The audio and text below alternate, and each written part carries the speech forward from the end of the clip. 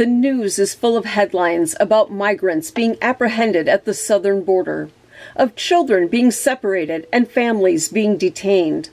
The current administration wants a wall, but will this really solve the problem? I'm Lady Lee Clinton. Let's talk about immigration at the southern border. The first step in solving any problem is to determine what the real problem is. Unfortunately, too many see the immigrants at our southern border as the problem. They are only an effect of the real problem. To understand why these people are trying to get into the United States, we must first discover where they came from and why they don't want to stay in their own country. According to Customs and Border Control, in 2018, the majority of families and unaccompanied children came from Guatemala, Honduras, and El Salvador, as well as Mexico. The first three countries are part of an area often referred to as the Northern Triangle of Central America. There are modern buildings in the cities, much like those in the U.S., but these areas are surrounded by homes of lesser quality and the barrios, the slums. Many people in these countries live in poverty. Violence and gangs are rampant. There are massive open trash heaps. During the rainy season, roads become rivers of refuse. Safe drinking water is hard to find. If you and your family lived in conditions like these, wouldn't you try to find somewhere better? Some say it's not our problem that life is so terrible in these countries. Their own government should fix the problems. Unfortunately, it is the U.S. government that caused the problems to begin with. The United States has been meddling in the affairs of Central America since the late 1800s, and it has to do with a favorite fruit, the banana. When the banana was first introduced in the United States, American fruit companies were quick to begin buying up land in Central and South America where bananas could grow. Because of financial issues, the Boston Fruit Company was able to buy out smaller companies and merge into the United Fruit Company. They controlled 80% of the market in 1900 and owned large tracts of land in Honduras and Guatemala. This company used its power to influence the U.S. government to put pressure on countries that did not want to cooperate with the fruit company. A Democratic president, President Jacobo Arbenz, was sworn into office in 1951 in Guatemala. He began buying unused land from large landholders and giving it to subsistence farmers so they could grow enough to eat. Since United Fruit was trying to get out of paying too much for land tax, they had stated in their filings that their land was only worth $2.99 an acre. So that's what President Arbenz gave them for the unused land he took from them. But they came back and claimed the land was worth more.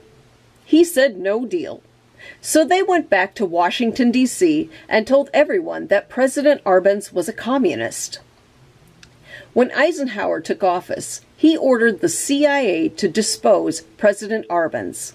A dictator took over the country and was supported by the U.S. government. This led to a civil war that lasted from 1960 to 1996. The U.S. government was even more aggressive in Honduras, where it built military bases, trained soldiers, and sold weapons as part of its effort to overthrow the Sandinista government in neighboring Nicaragua. It also deregulated and destabilized the global coffee trade that the local people of Honduras depended on. The U.S. disposed a democratically elected president in 2009, which has allowed a series of corrupt administrations to unleash open criminal control of Honduras. Today, these countries are characterized by widespread poverty, a lack of social infrastructure, illiteracy, malnutrition among children, poor health, and vast inequalities of wealth. Most people have few prospects for a better life. And so the people come to the United States looking for hope. but that's not what they receive. A wall at the southern border is not the answer. Not only do people climb over the existing wall, they also tunnel under it. And the people will keep coming as long as there is poverty and violence in their own country. Many of these people are only looking for a safer place for their families or work so they can send money back home. They are just looking for help. The United States caused this crisis through its interventions in Central America. We don't need a wall to block out the truth. We need working partners to help us correct the damage we've caused.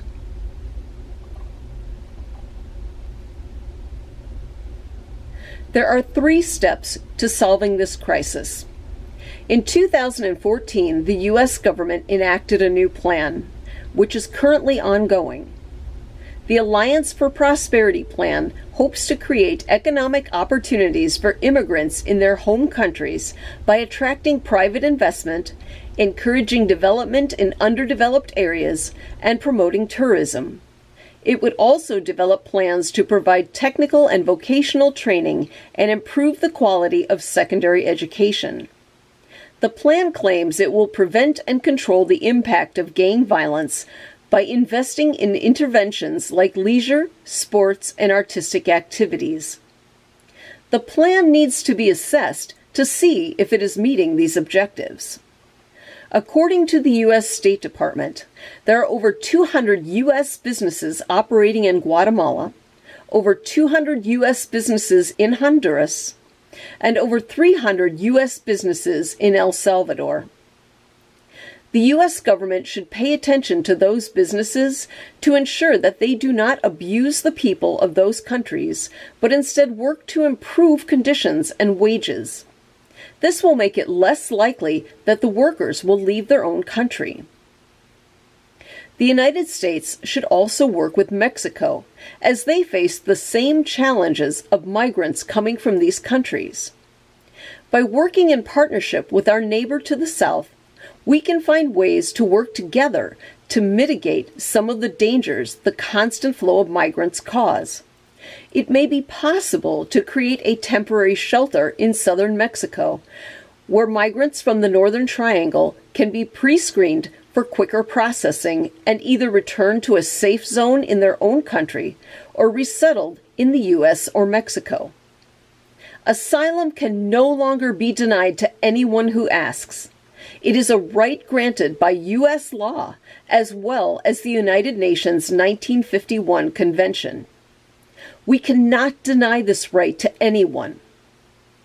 Better processing is needed, and quicker systems for background checks are essential. Safe and humane housing needs to be provided until asylum seekers have passed through the system. Some individuals come to our country looking for work because there is none to be found in their own country. There are many jobs in the U.S. that few want to do, but these individuals are willing to do anything, even undesirable jobs for low pay, just so they can keep their families alive back home.